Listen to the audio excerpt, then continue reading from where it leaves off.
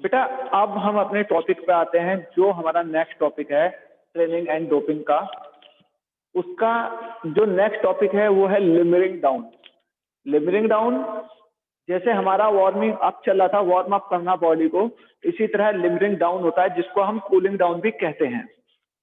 इसको हम cooling down भी कहते हैं। वार्मिंग अप का मतलब होता है बेटा शरीर को गर्माना, और लिमरिंग डाउन या कूलिंग डाउन का मतलब होता है कि शरीर को ठंडा करना। शरीर को ठंडा करने की जरूरत क्यों आई? What's are necessary to cooling down for body? Body के लिए शरीर को बॉडी के लिए कूलिंग डाउन की आवश्यकता क्यों हुई? यह शरीर को क्यों ठंडा करना पड़ा? भाई बॉडी को वार्म अप इसलिए करना पड़ा कि हमें खेल में पार्टिसिपेट करना था। तो हो सकता है कि हम अगर वहीं पे उसी हल्के टेम्परेचर, कम टेम्परेचर के साथ खेलते तो वहां इंजरी हो जाती। अब जो हमारी बॉडी होती है वो हमारे जो एनवायरनमेंट होता है उसके साथ काम करती है। जनरली हमारा क्या होता है, हमारी बॉडी का टेम्परेचर खेल के पहले कुछ अलग होता है और खेल के साथ में कुछ और होता है। खेल से पहले और खेल के बाद में टेम्परेचर कम हो जाता है। ड्यूरिंग द गेम ये टेम्परेचर 160 फ़ारेनहाइट तक पहुंचता है। जो हमारा टेम्परेचर होता है उसका अप्रोक्सीमेट डबल हो जाता है। जब हम खेल खेलते हैं बेटा जी, तो हमारा जो बॉडी टेम्परेचर होता है वो डबल हो जाता है। डबल, बिल्कुल ठीक है। तो लिमरिंग डाउन होता क्या है, मीनिंग क्या है इसकी? मीनिंग होती है शरीर को ठंडा करना। जैसे हम शरीर को एक्सरसाइज करके गर्म करते हैं, उसी तरह कुछ एक्सरसाइज होंगी जिनके थ्रू हम बॉडी को ठंडा भी करते हैं। बॉडी को ठंडा इसलिए करा जाता है बेटा कि हमारा जो बॉडी का टेम्परेचर है वो एनवायरनमेंट के टेम्परेचर से मैच करना चाहिए। एडाप्टेशन पढ़ा था, जब एडाप्टेशन पढ़ाया था तो उसके बीच में ये चीज थी, ठीक है। तो हमारा बॉडी का टेम्परेचर एनवायरनमेंट के टेम्परेचर से मैच होना चाहिए, नहीं तो क्या होगा, हमें बीमारी पकड़ लेती है। हमें बीमारी पकड़ लेती है। जैसे सर्दी के मौसम में अगर हम अपने टेम्परेचर को, बॉडी टेम्परेचर को एनवायरनमेंट के साथ टेम्परेचर में मैच करना चाहते हैं तो हम बहुत सारे गर्म कपड़े पहन लेते हैं। इसी तरह गर्मी में, जब गर्मी बहुत ज्यादा होती है तो हम ठंडा पानी पीने की कोशिश करते हैं ताकि हमारा इंटरनल बॉडी टेम्परेचर वो थोड़ा कंट्रोल आ जाए।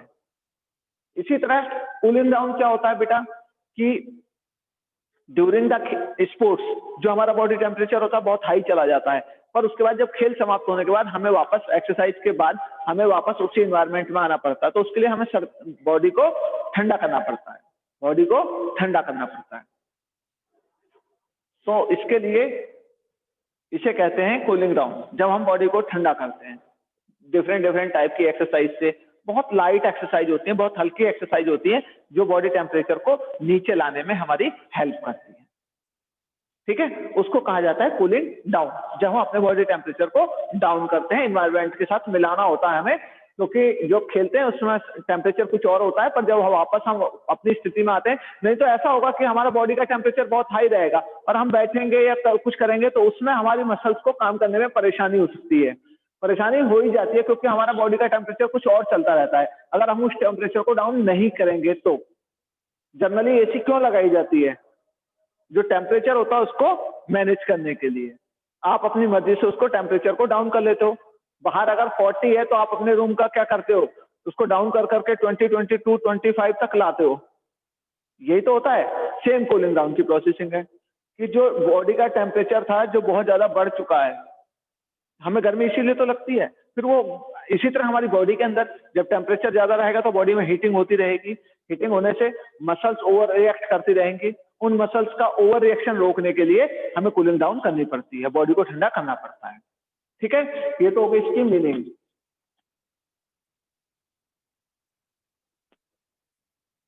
अब आता है बेटा major stretching exercise for muscles for limbering down.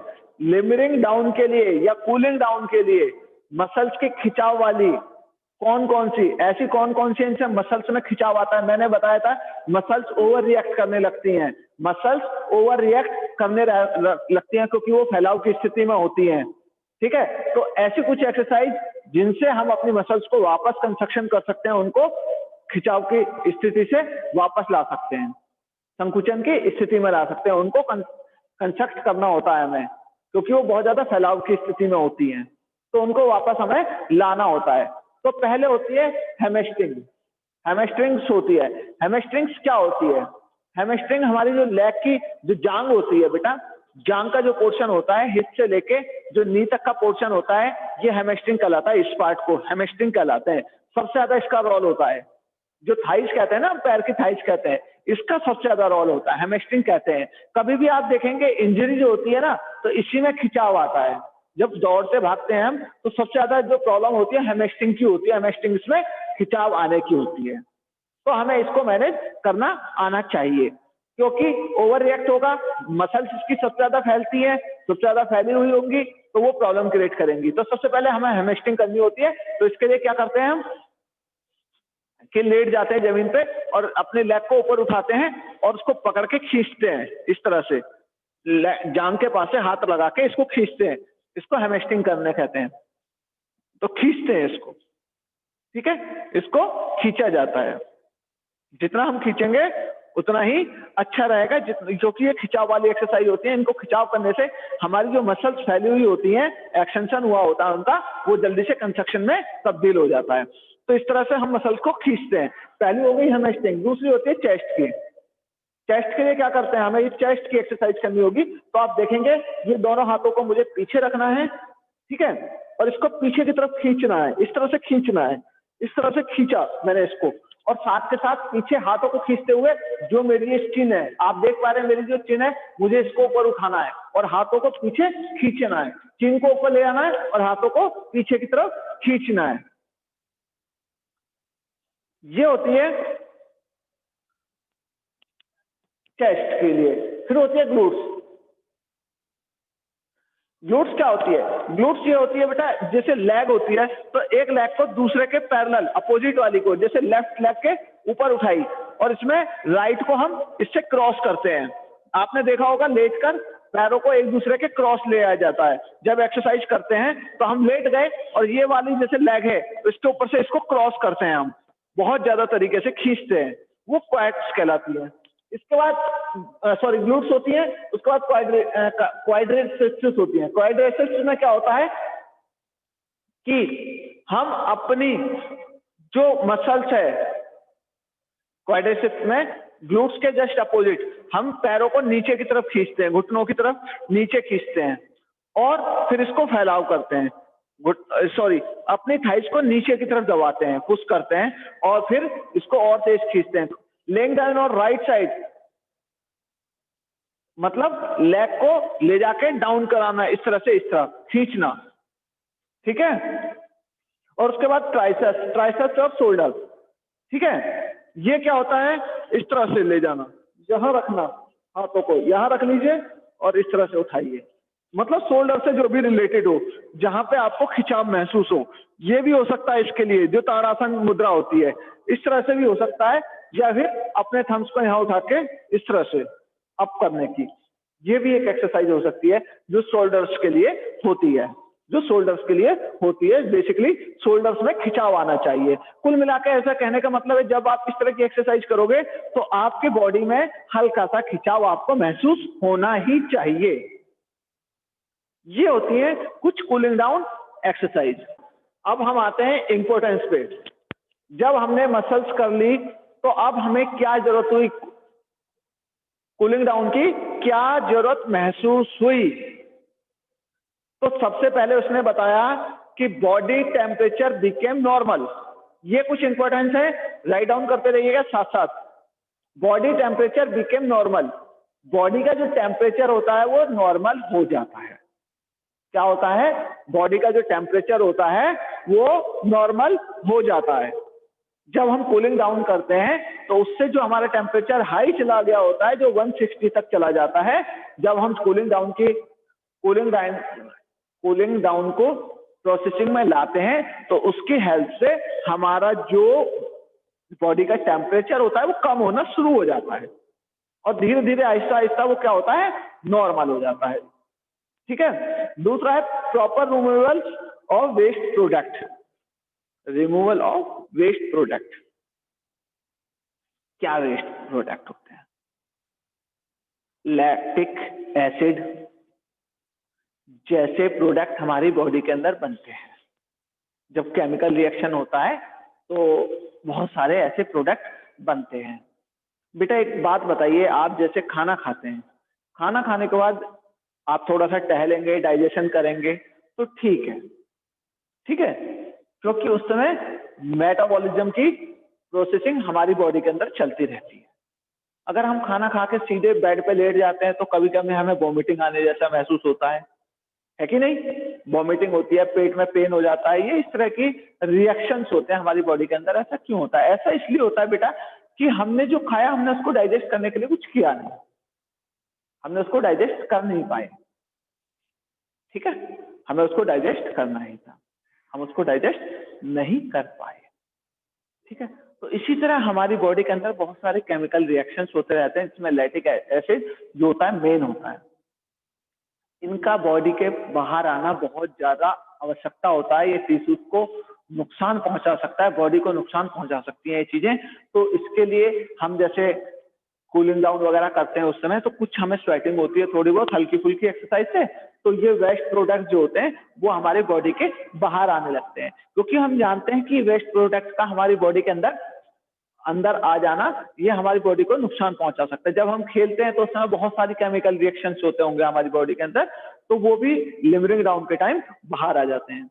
Reduce is tension, जो हमारी टेंशन होती है, चिंता होती है, अवसाद होता है, स्ट्रेस, टेंशन होती है, वो क्या होती है, वो कम होने लगती है, रिड्यूस होने लगती है टेंशन। कैसे?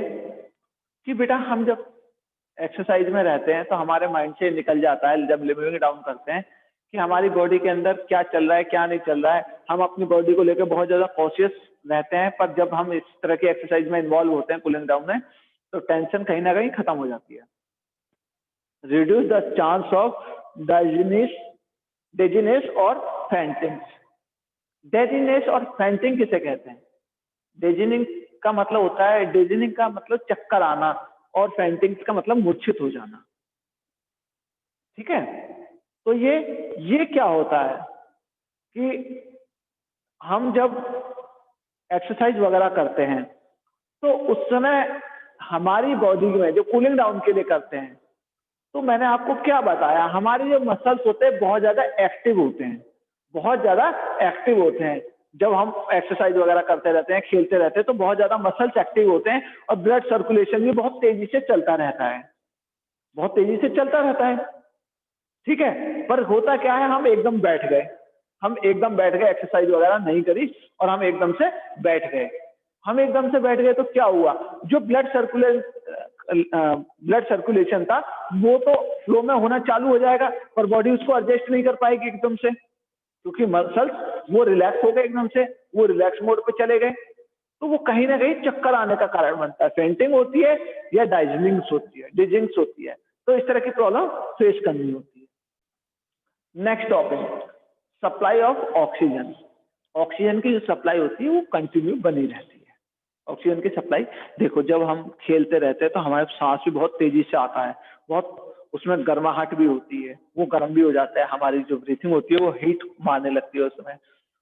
जब हम लिमरिंग डाउन करते हैं तो वो हीटिंग क्या होता है, स्लो प्रोसेसिंग में कन्वर्ट होनी शुरू हो जाती है, वो कहीं ना कहीं हल्की हो जाती है। वो हल्की होने के साथ साथ हमारी जो चेंजेस होती हैं वो भी बदलने लगती है, ठीक है, और हमें जो ऑक्सीजन सप्लाई है वो प्रॉपर मिल जाती है, क्योंकि उस समय हम इस तरह की एक्शन में रहते हैं, तेज दौड़ते भागते हैं, तो एक्शन गर्म का होता है, पर धीरे धीरे धीरे वो चेंज होने लगता है। Decrease the level of adrenals in the blood. Adrenals क्या होता है? एड्रेनल्स एक हार्मोन्स है बेटा, एड्रेनल्स एक हार्मोन्स होता है जो हमारे ब्लड के अंदर इंक्लूड रहता है। ये क्या करता है कि ये हमारे ब्लड में फ्लो का काम करता है।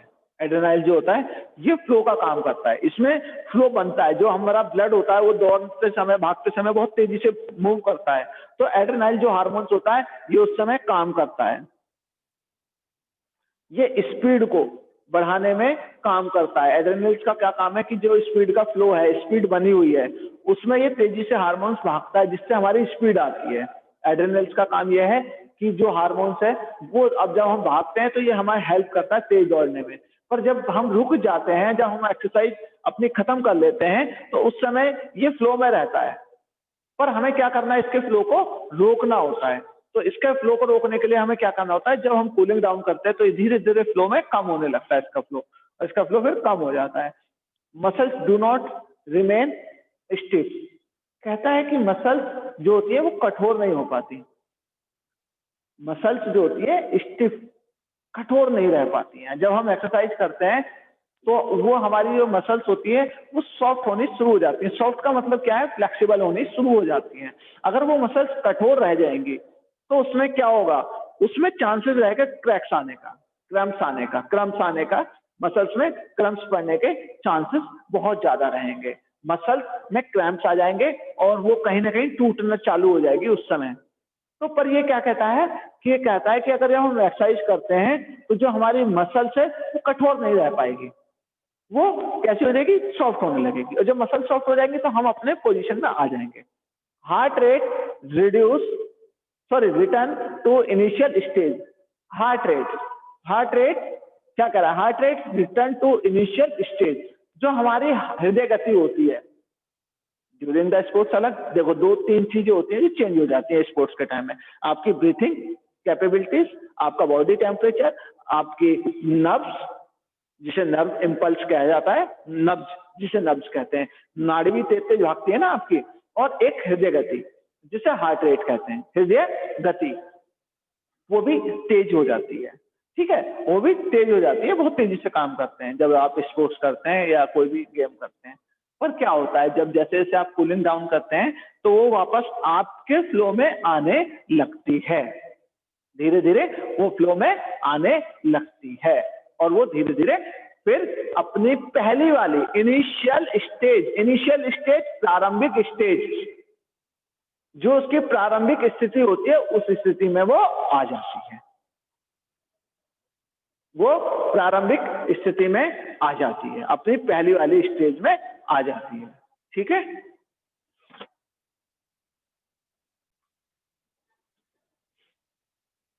स्किल्स, टेक्निक और स्टाइल। स्किल्स को कहते हैं कौशल हिंदी में, टेक्निक को कहते हैं तकनीक, और स्टाइल को कहते हैं कला, तरीका। जैसे आपने क्रिकेट में देखा होगा, क्रिकेट खेलने वाले को वो बैट को कुछ यहां से पकड़ते हैं, कुछ यहां से पकड़ते हैं। बैडमिंटन खेलते हैं, कुछ यहां से पकड़ते हैं, इस तरह से पकड़ते हैं, कुछ आगे से पकड़ते हैं ग्रिप को। वो उनका स्टाइल होता है, तरीका होता है। ठीक है, मैं चौक है, चौक को एक टीचर यहां से पकड़ता है, एक टीचर यहां से पकड़ता है लास्ट से, एक टीचर ये भी पकड़ता है, इस तरह से लिखते हैं। बहुत से लिखते हैं बेटा, इस तरह से पकड़ के लिखते हैं। ये हर एक का स्टाइल होता है, तरीका। ठीक है, ये स्टाइल हो गया। टेक्निक उसकी तकनीक हो गई, उसकी तकनीक हो जाती है कि किस तकनीक का वो सहारा ले रहा है, वो किस टेक्निक से खेल रहा है। हम कहते हैं ना, गेम को देख के कहते हैं भाई इसकी तो टेक्निक बहुत अच्छी है, ये टेक्निकली बहुत ज्यादा स्ट्रांग है। तो वो तकनीक का जो सहारा लेता है, टेक्निक कहलाती है उसकी, वो तकनीक का जो सहारा लेता है तकनीक कहा जाता है। उसमें वो जो स्किल्स को सीखता है, अभी स्किल्स मैं आपको बाद में बताऊंगा, जो स्किल्स सीखता है उसको वो ग्राउंड पर आके कैसे इंप्लीमेंट करता है, किस तरह से वो उसको इंप्लीमेंट करता है, वो टेक्निक होती है। स्किल्स किसी एक पूरी क्रिया को करने का तरीका होता है। स्किल्स हमारा कौशल होता है, हमारा पूरा कौशल होता है कि हम किस तरह के गेम्स को सीख रहे हैं। गेम्स को सीखना, देखो कोच होता है वो सबसे पहले स्किल्स पे ध्यान देता है, वो स्किल्स सिखाता है छोटे छोटे पार्ट में। किसी गेम को एक पूरा करना है, पूरे गेम को खेलना है। सपोज करो आपको बैडमिंटन खेलना है, पहले आपको खड़े होना सीखना चाहिए। वो आपकी स्किल्स कैसी है, कैसा कौशल है आपका, वो खड़े होने का एक स्टाइल हो गया। पर आपको बैडमिंटन पकड़ने का भी आपका एक स्टाइल हो गया। पर जब रैकेट आ रही है, कभी चेस्ट पे यहां आ रही है शटल, कभी फेस पे आती है, तो उसको कैसे ड्रिप करना है, किस तरह से उठाना है, ठीक है। तो उसमें छोटी छोटी स्किल्स होती हैं। बास्केटबॉल है, ड्रिबलिंग करना एक स्किल है, ठीक है। बॉल को पकड़ना भी एक स्किल है, बॉल को थ्रो करना भी एक स्किल्स है।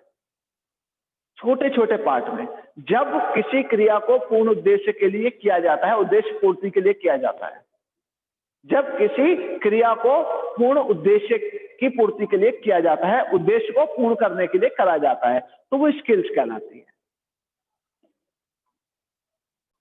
जिसमें पूरी किसी एक क्रिया को करने का तरीका बताया जाता है, किस तरह की गति होती है, उसको कहते हैं बेटा स्किल्स। जिसमें पूरी एक क्रिया कंप्लीट हो जाए, कोई एक क्रिया आप कर रहे हैं, वो पूरा काम कंप्लीट हो जाए, वो आपकी स्किल्स कहलाती है। जिसमें आप पूरा एक काम करते हैं, जैसे बैडमिंटन आप खेलते हैं, बास्केटबॉल खेलते हैं, बास्केटबॉल में आपने बॉल को पकड़ा, जब आपको पकड़ने की, बॉल को कैचिंग करने की स्किल आएगी, तो आप उसको थ्रो भी करेंगे। थ्रो करना दूसरी स्किल है, थ्रो करना दूसरी स्किल्स है। बात समझना, बॉल को पकड़ना, बॉल को थ्रो करना, बॉल को ड्रिबल करना, तीनों अलग अलग है, छोटे छोटे पार्ट्स में। जो उद्देश्य है, उद्देश्य क्या है, बॉल को गोल में डालना। तो धीरे धीरे छोटे छोटे पार्ट्स में ये हम कंप्लीट करते हैं। जैसे बॉल को पकड़ लिया, ड्रिबल किया, फिर थ्रो किया, इस तरह से। तो छोटी छोटी स्किल्स, जहां पे एक क्रिया पूरी कंप्लीट होती है। टेक्निक क्या होता है, जहां पे 3 स्किल्स हमने देखी, हमने सारी स्किल्स को एक साथ इंप्लीमेंट किया। बॉल को पकड़ना भी अच्छे से, ड्रिबल भी अच्छा करना और थ्रो भी अच्छा सा करना है। जहां हमने तीनों चीजों को एक साथ इंप्लीमेंट कर दिया, वो हमारी तकनीक कहलाएगी, टेक्निक कहलाएगी। स्टाइल, हम वो किस तरह से कर रहे हैं, वो हमारा स्टाइल कहलाता है, ठीक है। तो स्किल्स कितने तरह की होती है, बहुत सारी स्किल्स होती हैं। जैसे फर्स्ट है ओपन स्किल्स, दूसरी है क्लोज, ठीक है। ओपन स्किल्स क्या होती है, जहां पर ये पता नहीं रहता है, जहां पर ये पता नहीं रहता है कि ओपोनेंट्स की अगली स्किल्स क्या है, ओपोनेंट्स की अगली स्किल्स क्या है, हमें उसके स्किल्स के बारे में पता नहीं रहता है, हमें अपनी स्किल्स पे खेलना होता है। हमें ये नहीं पता है कि अब हमें क्या करना है, जहां पे हमें ये नहीं पता है कि हमें क्या करना है, अगली स्किल्स हमें कौन सी यूज करनी है। जैसे क्रिकेट में एक बॉल फेंक दी बॉलर ने बॉल फेंक दी, आप उसको डिफेंस भी कर सकते हो, आप उसको पुल भी कर सकते हो, आप उसको हुक भी कर सकते हो। ये अलग अलग स्किल्स हो गई।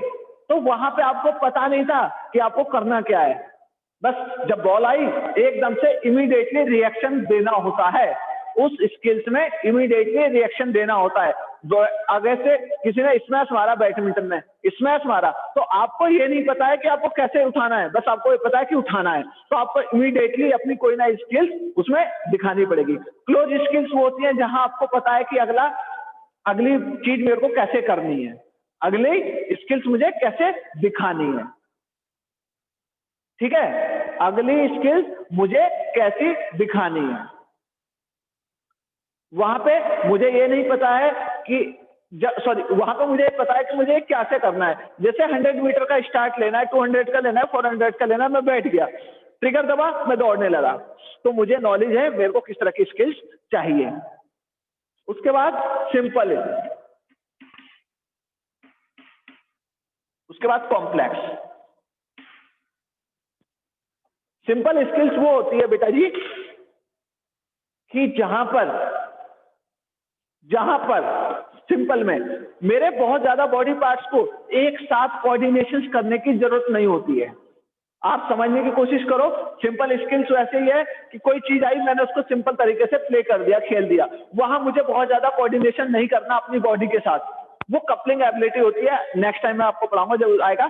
देखो, बॉक्सिंग में एक पंच मारा, बॉक्सर ने एक पंच मारा, तो उसके लिए मैं पीछे हटा, अपने हाथों को आगे लाया और पैर भी मेरे पीछे हुए, तो मेरा पूरी बॉडी के साथ एक साथ कोऑर्डिनेशन बना, बॉडी का एक साथ कोऑर्डिनेशन बना, मेरी सारी बॉडी एक साथ मिल गई। वो हो गया कॉम्प्लेक्स। जब मेरी सारी बॉडी का एक साथ कोऑर्डिनेशन से बना,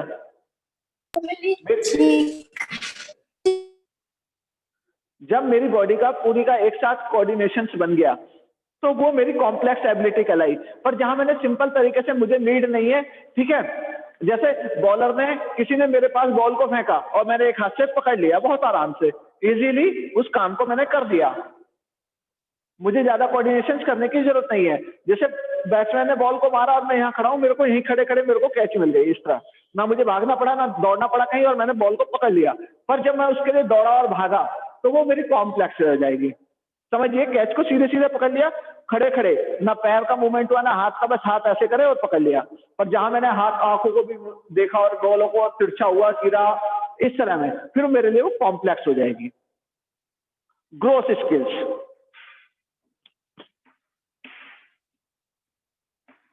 और फाइन। ग्रोस वो होती है जहां हमारे पूरे बॉडी के बड़े पार्ट्स हैं, जो बड़े पार्ट्स हैं वो इन्वॉल्व हो जाते हैं, वो उस स्किल्स में इन्वॉल्व हो जाते हैं। वो सारे पार्ट्स जो हमारे बॉडी के लार्ज पार्ट्स हैं, लार्ज पार्ट्स जो उस स्किल्स को सीखने में जब सारे इन्वॉल्व हो जाते हैं, ठीक है, तो वो कहलाती है हमारी ग्रोथ स्किल्स। और फाइन स्किल्स वो कहलाती है जहां पर हमारे बॉडी के छोटे पार्ट्स, जो छोटे छोटे पार्ट्स होते हैं बॉडी के, वो एक साथ मिल जाते हैं। क्योंकि फाइन और ग्रॉस हमने पढ़ा है, फाइन वो होता है जहां पे बॉडी के छोटे पार्ट्स, मसल्स के छोटे पार्ट्स काम करते हैं, और ग्रोस में बड़े बॉडी पार्ट्स। Yes sir. इसके बाद दो स्किल्स और हैं बेटा, डिस्ट्रैक्ट और सीरियल्स। जो स्किल्स शुरू होती हैं, पॉइंट टू पॉइंट आती है और खत्म हो जाती है। इन शॉर्ट, शॉर्ट में जो आती है और खत्म हो जाती है। जो पॉइंट टू पॉइंट आती है और पॉइंट टू पॉइंट ही खत्म हो जाती है, एक दिन सिखाया और उसी दिन वो खत्म हो गई, वो डिस्ट्रैक्ट कहलाती है। जो लंबी प्रोसेसिंग में चलती है, जो स्किल्स लंबी प्रोसेसिंग में चलती है, जिसे आज भी सिखाया, कल भी सिखाया, परसों भी सिखाया, वो सीरियल वाइज चलती हैं, जो लंबे टाइम तक सीखने में, जिनको लंबा टाइम